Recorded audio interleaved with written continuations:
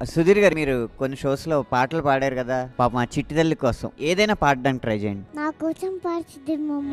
అలల కడలి తనదిలే, ఆ వర్షమే తనదిలే, ఈ వెన్నెల తనదిలే, నా చిట్టి ఎప్పుడు నాదే.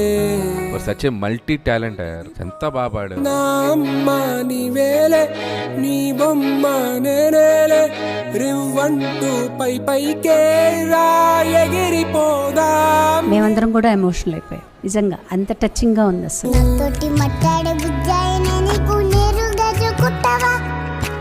ఏం చికెన్ నచ్చిన మిఠాయిలన్నీ తింటాగా ఓ నచ్చిన. సుధీర్ మామతో పాటు నువ్వు కూడా పాడి మమ్మల్ని అందరినీ ఏడిపించేసావు. అమ్మడివే గుమ్మడివే ఆయుష్ నూరేళ్ళు కన్నుల్లో ఉంచేస్తా ఉన్నంత దాకాను. నా అమ్మ నీవేలే, నీ బొమ్మ. చిన్నప్పుడు ఏం చెప్పేవారంటే పూర్వజన్మ పాపాలు ఈ జన్మలో కూడా వస్తాయని చెప్పారనేవారు. ఇప్పుడు ఏమంటున్నారు అంటే లేదు, ఏ జన్మలో చేసిన పాపం ఆ జన్మలోనే వాళ్ళు అనుభవిస్తారు అంట. 3.5 ఏళ్ల పాప ఏం చేసి ఉంటుంది అని చెప్పానని దేవుడు బేసికల్ ఎందుకు అలా చేశాడు. సుధీర్ గారు, మీరు కొన్ని